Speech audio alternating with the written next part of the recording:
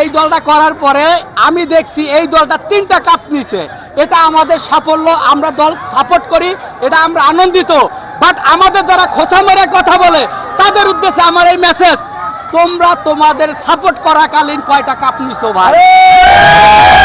তোমাদের বাপ দাদা, বাপে কি করছে, দাদাই কি করছে, এই গল্প খায় না, এই গল্প খায় না।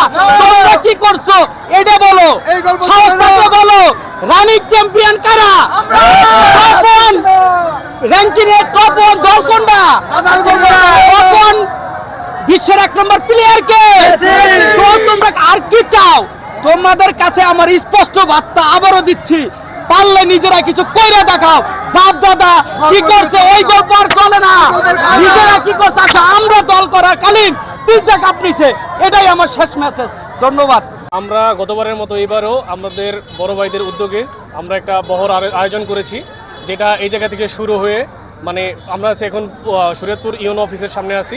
এই জায়গা থেকে শুরু হয়ে আঙ্গারিয়া বাইপাসে যাবে মনোরা হয়ে।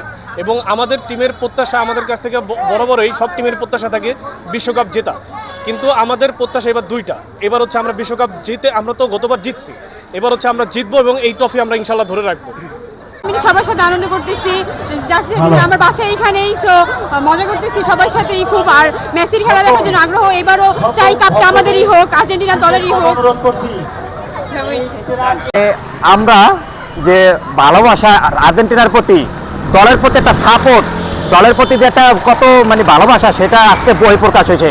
আজকের আর্জেন্টিনা আমাদের সকল মিলন মেলা এখানে আমরা হয়েছি এবং আজকের কার্যক্রম সুষ্ঠুভাবে আমাদের সুশৃঙ্খলভাবে আমরা করতে সক্ষম হয়েছি।